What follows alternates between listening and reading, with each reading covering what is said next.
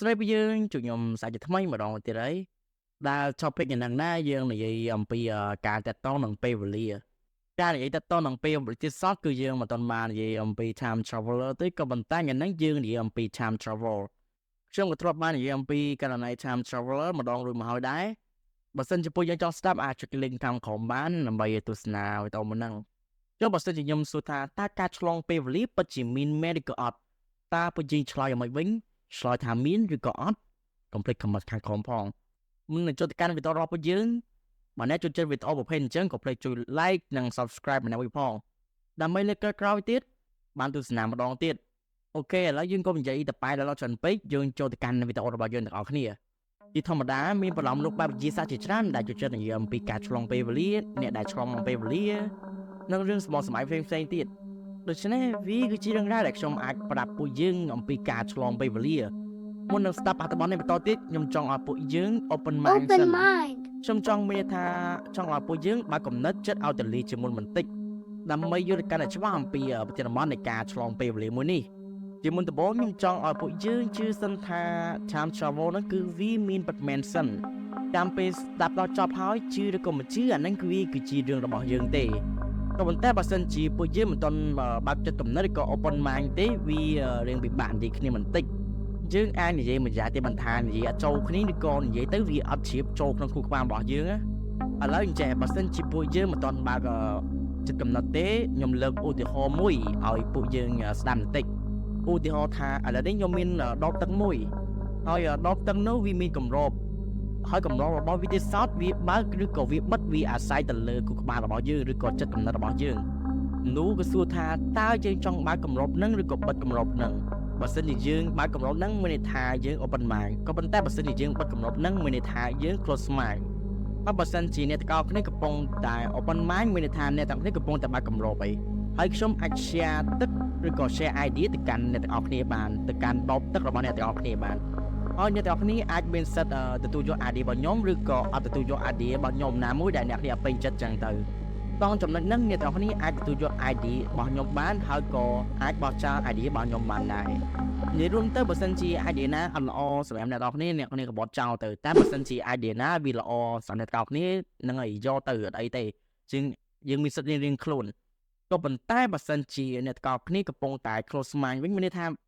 ឡូវហ្នឹងអ្នកទាំងអស់គ្នាកំពុងតែបិទចិត្តគំនិតអត់ចង់ទទួលយកអ្វីដែលថ្មីអញ្ចឹងណាពេលដែលខ្ញុំ share idea ទៅកាន់អ្នកទាំងអស់គ្នាទៅគឺដូចដែលខ្ញុំធ្វើនឹងអញ្ចឹងខ្ញុំនិយាយប៉ុណ្ណឹងហើយសង្ឃឹមថាអ្នកទាំងអស់គ្នានឹងយល់ហើយខ្ញុំមិនចង់និយាយច្រើនទៀតទេអូខេឥឡូវអ្នកទាំងអស់គ្នាប្រហែលជាកំពុងតែ open mind ហើយខ្ញុំក៏មិនឲ្យពេលវេលាកន្លងផុតយូរដែរអញ្ចឹងចូលទៅកាន់វីដេអូរបស់យើងទាំងអស់គ្នា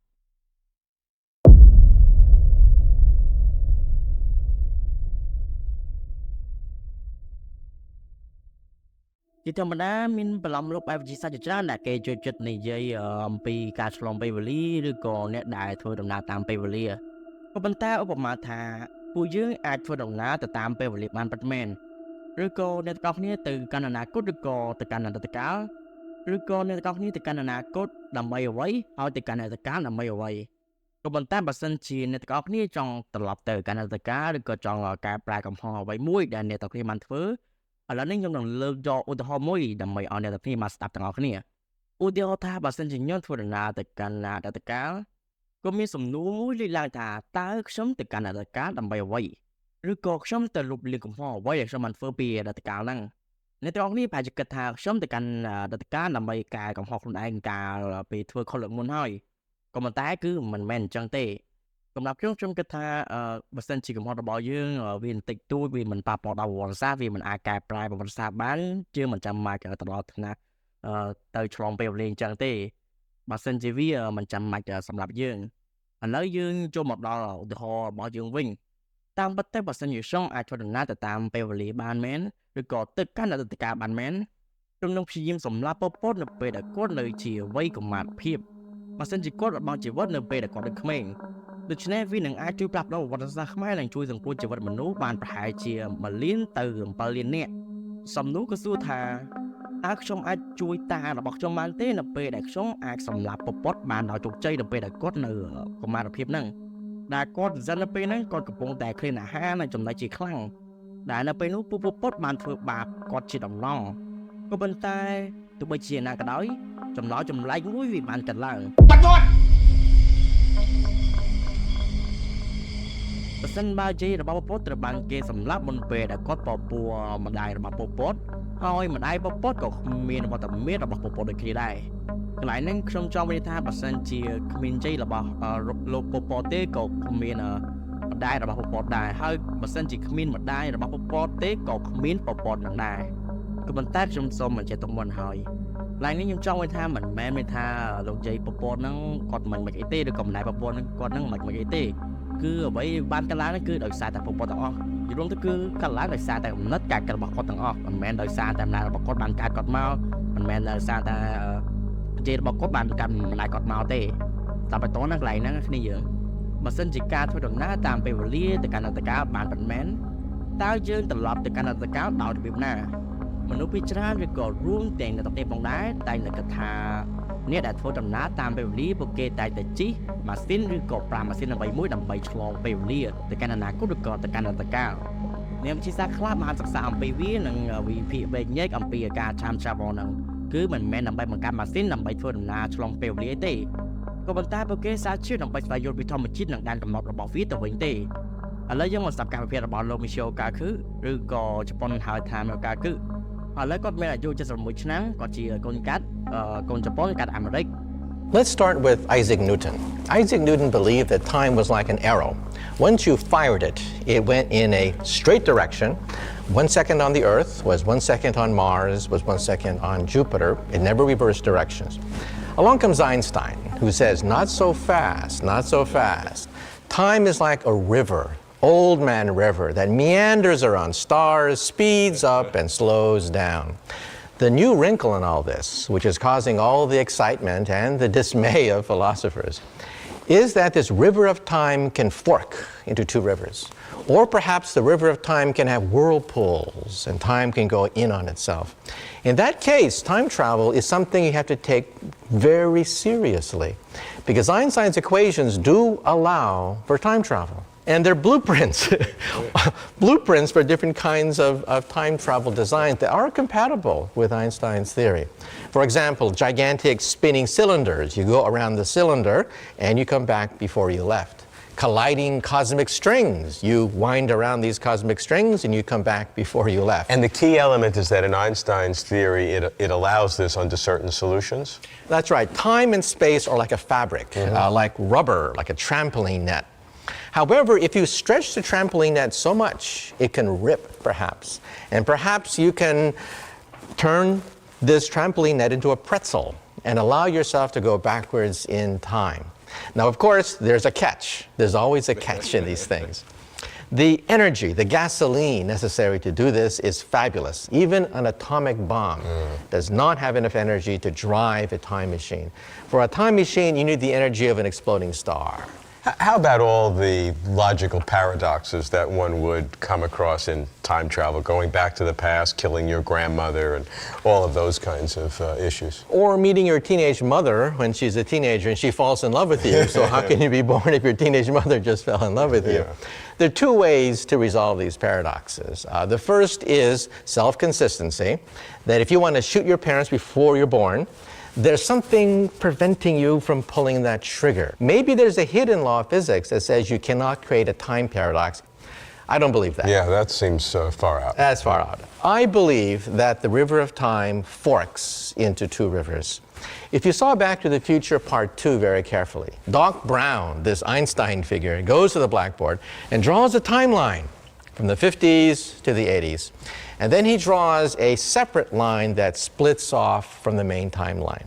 The river of time forks into two rivers. Is this getting to the so-called many-world interpretation of quantum mechanics? Would that be? That is the simplest way to resolve all these paradoxes. That never seemed very simple to me.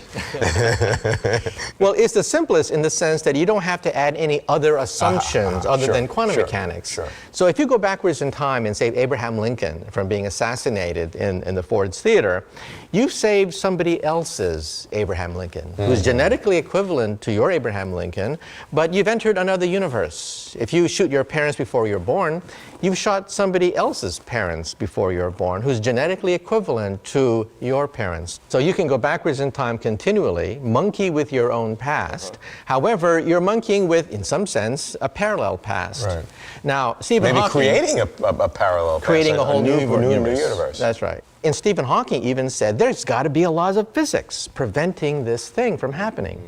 Well, we've tried and tried and tried and failed. We cannot find any law of physics preventing you from going backwards in time. It seems to be consistent with the known laws of physics. The trick is you have to have this energy on the scale of a star. You'd have to be a very advanced civilization. So these tourists from the future are just not 100 years into the future. These tourists from the future would be perhaps millions of years in the future, the ability to control the output of a star. We physicists are hot rodders of physics. We push the equations until they break down. So Stephen Hawking assumed that they would break down. Well, we were shocked. They didn't break down. The laws of physics seem to be compatible with time machines. This is very unsettling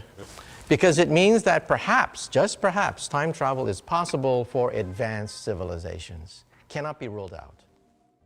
ដូច្នេះសម្រាប់ការធ្វើដំណើរឆ្លងពេលវេលាវាងាយស្រួលក្នុងការនិយាយក៏ប៉ុន្តែវាពិបាកនឹងជឿដូច្នេះដើម្បីកាន់តែច្បាស់ថាមកកម្រិតទៀតខ្ញុំនឹងឲ្យលោក Richard ដែលគាត់ជាសាស្ត្រាចារ្យផ្នែកខាងរូបវិទ្យាដែលគាត់ទៅចិត្តនិយាយអំពី time traveler ឬក៏ time travel អីហ្នឹងឲ្យគាត់បកស្រាយថាតើវាយ៉ាងម៉េចវិញលោក Richard តើលោកអាចប្រាប់យើងអំពីរបៀបដំណើរការនៃការឆ្លងពេលវេលាបានដែរទេEinstein គាត់បានបង្ហាញថាការធ្វើដំណើរតាមពេលវេលាឬក៏ time travel ទៅកាន់អនាគតហ្នឹងគឺវាអាចទៅរួចបាន 100% ពិតមែនលោក Einstein គាត់បានបង្ហាញអំពីនាឡិកាដែលផ្លាស់ទីយឺតដូច្នេះបើសិនជាអ្នកចង់ឃើញបានដែរនៅឆ្នាំទី3000អ្វីដែលអ្នកត្រូវការនោះគឺយានអវកាសដែលមានល្បឿនលឿនដូច្នេះអ្នកគ្រាន់តែទៅក្នុងល្បឿន 99.995% នៃពន្លឺហើយចេញទៅផ្កាយមួយនៅចម្ងាយ 5 ឆ្នាំពន្លឺហើយងាកមកក្រោយវិញហើយត្រឡប់មកវិញនៅក្នុងល្បឿនដូចគ្នាហើយនៅពេលដែលអ្នកត្រឡប់មកវិញផែនដីស្ថិតនៅក្នុងឆ្នាំទី3000មិនមែនឆ្នាំ2023ទៀតទេហើយរឿងនេះផងដែរគឺវាអាចទៅរួចដែលយើងអាចទៅលេងនៅក្នុងថ្ងៃអនាគតបានមានន័យថាយើងអាចធ្វើដំណើរទៅកាន់អនាគតបានហើយរឿងហ្នឹងវាគឺជារឿងពិតដែលយើងមិនអាចបង្កើតបានឥឡូវអ្នកស្គាល់បរិបទអ្នកនេះដែរទេដែលគាត់ជា astronaut ដែលឈ្មោះរបស់គាត់មានឈ្មោះថា Sergey Kriklerដែលគាត់បានធ្វើដំណើរទៅកាន់អនាគត 1.48 នាទីឥឡូវនេះច្បាស់ណាស់នេះវាត្រូវការល្បឿនរលឿនបំផុតដែលយើងអាចធ្វើដំណើរទៅកាន់ថ្ងៃអនាគតបានប្រសិនបើអ្នកមានសំណាងអ្នកអាចធ្វើដំណើរតាមពេលវេលាក្នុង black hole ឬក៏អ្នកទាំងអស់គ្នាអាច time travel នៅក្នុងប្រហោងខ្មៅបានប៉ុន្តែអ្នកមិនដែលត្រឡប់មកវិញដើម្បីត្រឡប់មកអ៊ុតបំភាក់របស់អ្នកឬក៏អំណីដែលអ្នកស្គាល់ទេឬក៏អ្នកមិនអាចប្រាប់នរណាម្នាក់អំពីវាបានឡើយពីព្រោះអ្នកបានចូលទៅក្នុង black hole ហ្នឹងបាត់ទៅហើយនៅពេលដែលអ្នកចូលទៅគឺបាត់ដំណឹងឆឹងតែម្ដងអំពីអ្នកហើយពួកយើងក៏មិនទាន់ដឹងថាអ្នកនឹងទៅទីណាហើយអ្នកនឹងខ្លាយទៅជាអ្វីដែរបើសិនជាអ្នកមានសំណាងល្អគឺអ្នកអាចចេញវិញបានក៏ប៉ុន្តែមើលទៅដូចជាសឹងតែមិនអាចទៅរួចតាមច្រឡគឺវាអាចទៅរួច 100% បើសិនជាយើងយោងតាមទ្រឹស្ដីក៏ប៉ុន្តែជាស្ដែងពេលវេលាគឺវាបត់បែនពេលវេលាគឺវាមិនជាលក្ខដូចអ្វីដែលមនុស្សគ្រប់គ្នាធ្លាប់គិតពីមុននឹងមកទេបើសិនជាយើងចង់ឆ្លងពេលវេលាគឺវាមានច្រើនវិធីផងដែរដើម្បីឲ្យយើងឆ្លងពេលវេលា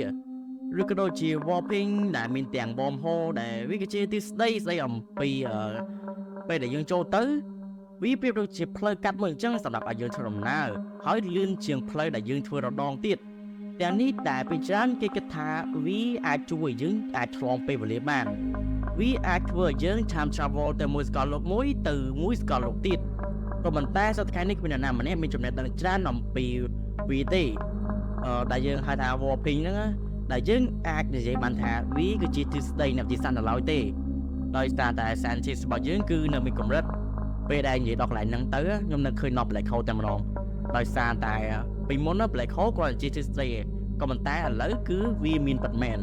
កាលពីមុនបើសិនជាយើងនិយាយអំពី black hole អីអញ្ចឹងហើយជាគ្មាននរណាគេជឿដោយសារតែគ្មាននរណាដឹងអំពីវាទេបើសិនជាយើងនិយាយទៅបើយើងនិយាយជាសាធារណៈទៀតគេប្រកាសថាជាយើងឈួតជាមិនខានដែរហ ដោយសារតែពេលហ្នឹងយើងមិនទាន់មានឧបករណ៍អ្វីដែលអាចឆ្លងមើលវាបានដោយភ្នែករបស់យើងផ្ទាល់តែម្ដងចឹងទៅយើងអាចតំតែសម័យសម័យសិនហើយបន្តមកយើងពេលដែលយើងសម័យសម័យហើយយើងបង្កើតបានជាទ្រឹស្ដីហើយពេលដែលយើងបង្កើតបានជាទ្រឹស្ដីហើយពេលដែលយើងរកវាឃើញវាលែងជាទ្រឹស្ដីទៀតហើយគឺវាការពិតកន្លែងហ្នឹងវាប្រៀបដូចជាលោកអេនស្តាញក៏បាននិយាយថាពេលវេលាគឺវាតាក់ទងគ្នាហើយគ្មានពេលវេលាមួយណាប្រកបទេហើយចំពោះការធ្វើដំណើរទៅកាន់អនាគតកាលឬក៏ទៅកាន់អតីតកាលគឺវាមានភាពខុសគ្នាខ្លាំងអានេះបើសិនជាតាមរបស់ខ្ញុំណាការធ្វើដំណើរទៅកាន់អនាគតកាលដូចស្រួលជាងអតីតកាលការធ្វើដំណើរទៅកាន់អតីតកាលឬក៏ time travel to the past វាមានភាពលំបាកដោយសារតែវាផ្ទុយគ្នាខ្លាំងពេកហើយ time travel ទៀតសោតគឺវាមានប្រភេទរបស់វាទៀតគឺវាមានទ្រឹស្ដីច្រើនដែលស្ដីអំពីវាពេលច្រើនគឺយើងដូចដឹងស្រាប់អីគឺនៅក្នុងជាសាស្ត្របែបប្រឌិតឥឡូវខ្ញុំនឹងលើកយកទ្រឹស្ដីមួយចំនួនដែលស្ដីអំពីការ time travel មួយហ្នឹងទ្រឹស្ដីទី1ខ្ញុំចង់ណែនាំមកអ្នកទាំងគ្នាស្គាល់គឺ fixed timeline fixed timeline នេះវាគឺជាទ្រឹស្ដីមួយដែលគេនិយាយថាបើសិនជាយើងអាចធ្វើដំណើរឆ្លងទៅកាន់ពេលអតីតកាលបានគឺយើងមិនអាចផ្លាស់ប្ដូរអតីតកាលបានទេឧទាហរណ៍ថាខ្ញុំបានសម្លាប់ប្រពន្ធនៅពេលដែលគាត់នៅក្មេងពេលដែលខ្ញុំចៃដើមវីដេអូអញ្ចឹងហើយខ្ញុំសម្លាប់គាត់បានជោគជ័យសំណួរគឺសួរថាតើគាត់ពិតជាអាចស្លាប់មែនឬក៏អត់ហើយពិតជាអាចជួយសង្គ្រោះជីវិតមនុស្សរាប់លានអ្នកមែនឬក៏អត់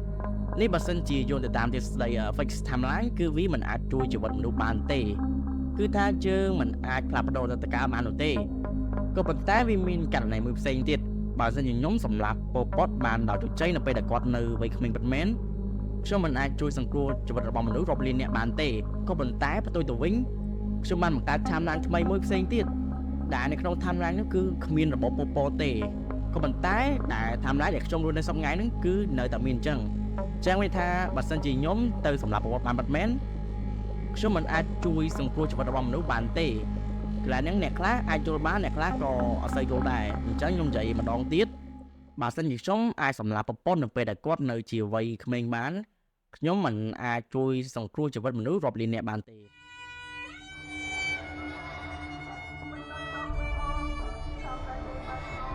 American Marines were flown in from the USS aircraft carrier Okinawa.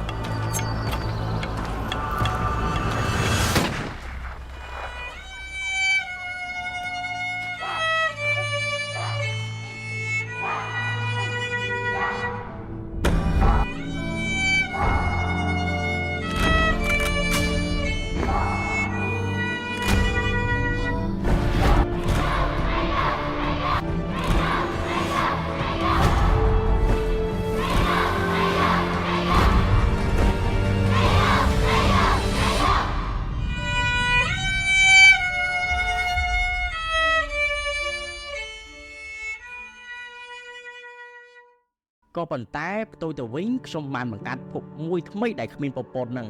ហើយភពថ្មីដែលវាបានកើតឡើងហ្នឹងគឺវាដូចភពរបស់យើង 100% តែម្ដងគ្រាន់តែវាអត់មានរបបប្រព័ន្ធ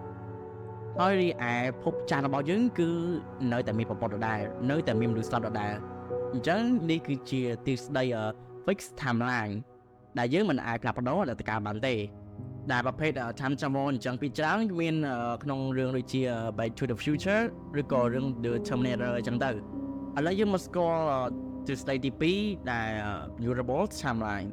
Mutable Timeline គឺវាខុសគ្នាទាំងស្រុងជាមួយនឹង Fixed Timeline Mutable Timeline នេះគឺវាអាចផ្លាស់ប្ដូរអតីតកាលបានគឺអត់ដូច Fixed Timeline ទេ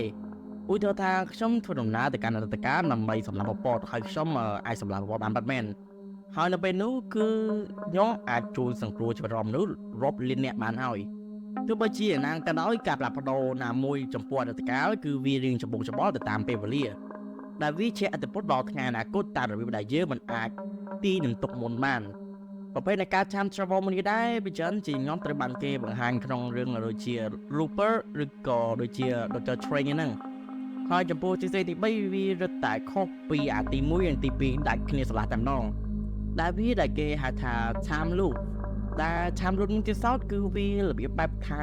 យើងរស់នៅដដែលគឺលក្ខណៈថាឧទាហរណ៍ថាខ្ញុំលើកយកឧទាហរណ៍ជាក់ស្ដែងមួយក្នុងសប្តាហ៍របស់យើង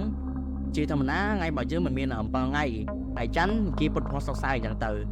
ហើយនៅពេលដែលថ្ងៃអាទិត្យឧទាហរណ៍ថ្ងៃអាទិត្យជាថ្ងៃដែលមុនដំបូងគេចោះថ្ងៃអាទិត្យហើយចូលពីថ្ងៃអាទិត្យគឺថ្ងៃច័ន្ទទៅថ្ងៃច័ន្ទថ្ងៃអង្គារថ្ងៃពុធថ្ងៃផោះថ្ងៃសុក្រថ្ងៃសៅរ៍អាសាហើយអាទិត្យដល់ថ្ងៃច័ន្ទថ្ងៃអង្គារគឺវាលក្ខណៈវិលជុំរហូតមកវាប្រៀបដូចបានជា circle មួយអញ្ចឹងគឺវាអំបិលជុំដែលទិសដីហ្នឹងគេនិយាយថាយើងមិនអាចចេញពីព្រឹត្តិការណ៍ដែលយើងជួបប្រទះសប្តាហ៍ថ្ងៃហ្នឹងបានទេគឺយើងនៅតែជួបអារឿងហ្នឹងដដែលអញ្ចឹងឬក៏ពួកគេអាចជួបឡើងវិញនៅថ្ងៃដដែលឬសូម្បីតែពេលដូចគ្នាតែម្ដងហើយម្ដងទៀតម្ដងទៀតនិយាយតាមត្រង់ទៅទើបតែយើងបង្កើតឆ្នាំខែកណ្ដាលហ្នឹងទេដូចជាថ្ងៃច័ន្ទដល់ថ្ងៃអាទិត្យដល់ថ្ងៃច័ន្ទអញ្ចឹងទៅហើយឆ្នាំនេះដល់ឆ្នាំនោះឆ្នាំ2023ដល់ឆ្នាំ2024អញ្ចឹងទៅក៏ប៉ុន្តែបើសិនជាយើងអត់មានឆ្នាំអត់មានថ្ងៃអត់មានទាំងអស់គឺយើងមានអារម្មណ៍ថាថ្ងៃហ្នឹងគឺជាថ្ងៃដដែលយើងរស់នៅដដែលយើងអត់មានអារម្មណ៍ថាយើងទៅមុខទៀតទេអាហ្នឹងហើយវាគឺជារបៀបគេស្អីថា time loop ហ្នឹងរឿងខ្លះវាអត់ដូចគ្នាទាំងស្រុង 100% ទេក៏ប៉ុន្តែវាអាចនឹងស្តៀងគ្នាខ្លះតែខ្ញុំលើកយកមកឧទាហរណ៍ឲ្យពួកយើងស្ដាប់អញ្ចឹងដើម្បីងាយយល់ហ្នឹងហើយបើសិនជាពួកយើងចង់ទស្សនារឿងបែបពេលវេលាដូចជាទស្សនាទៅកាន់អនាគតឬក៏ទស្សនាទៅកាន់អតីតកាលហ្នឹងពួកយើងអាចជ្រើសយករឿង Interstellar ឬក៏រឿង The Time Machine ឬក៏រឿង Age of Tomorrow ឬក៏រឿងមួយទៀត Back to the Future រឿងទាំងអស់ហ្នឹងសុទ្ធសឹងតែបង្ហាញយើងអំពីពេលវេលាតែនេះគ្រាន់តែជាវិធីផ្សេងៗគ្នាមួយចំនួនដែលការធ្វើដំណើរតាមពេលវេលាត្រូវបានបង្ហាញក្នុងរឿងប្រឌិតបែបវិទ្យាសាស្ត្រនិងការស្មុគសម័យដូចជាក្នុងរឿងដែលខ្ញុំបានប្រាប់មិញហ្នឹងខ្ញុំសង្ឃឹមថាប្រធានបទមួយហ្នឹងវាជួយដល់ពួកយើងដែលឆ្ងល់ឬក៏ចង់ដឹងអំពីពេលវេលាឬក៏ចង់បានចំណេះដឹងអំពីពេលវេលាហើយប្រាប់ខ្ញុំបើសិនជាមានសំណួរផ្សេងទៀតអាចខមមិននៅខាង comment បើសិនខ្ញុំឆ្លើយបានខ្ញុំនឹងឆ្លើយដូច្នេះហើយប្រធានបទយ៉ាងហ្នឹងគឺខ្ញុំអាច share បានប៉ុណ្ណឹងប្រធានបទយ៉ាងហ្នឹងមានតែប៉ុណ្្នឹងទេហើយសង្ឃឹមថាលើក្រោយខ្ញុំអត់មានអីទេមានតែឲ្យធ្វើវីដេអូលើជាងមុនអូខេហ្នឹងហើយវីដេអូហ្នឹងតែបានចប់ហើយក៏tôiខ្ញុំនិយាយចុងក្រោយហ្នឹងពួកនិយាយហ្នឹងគឺបាច់ស្ដាប់ទេគឺអត់បញ្ចោតទេគឺខ្ញុំនិយាយដើម្បីឲ្យវាវីដេអូហ្នឹងវែងទេហើយខ្ញុំសង្ឃឹមថាខ្ញុំនឹងជួបពួកយើងនៅថ្ងៃក្រោយទៀតខ្ញុំនឹងព្យាយាមជិះម៉ូតូបានលឿនជាងតិចដោយសារតែឥឡូវយើងមានបញ្ហាច្រើនហើយយើងណាមួយរវល់ទៀតនិយាយរួមទៅគឺឲ្យតែបើកវីដេអូគឺបញ្ហាតែម្ដងតែមិនដែរទេខ្ញុំនឹងព្យាយាមដោះស្រាយវាសូម្បីតែម្សិលមិញបើកថតភ្លាមថ្ងៃហ្នឹងបើកថតភ្លាមពេលចឹងដល់និយាយតាមមិនតែម្ដងហើយនៅពេលដែលស្ដាប់វីដេអូរបស់ខ្ញុំទៅមានអារម្មណ៍ថាខ្ញុំនិយាយទៅដូចស្លេង AI ហ្នឹងគឺថា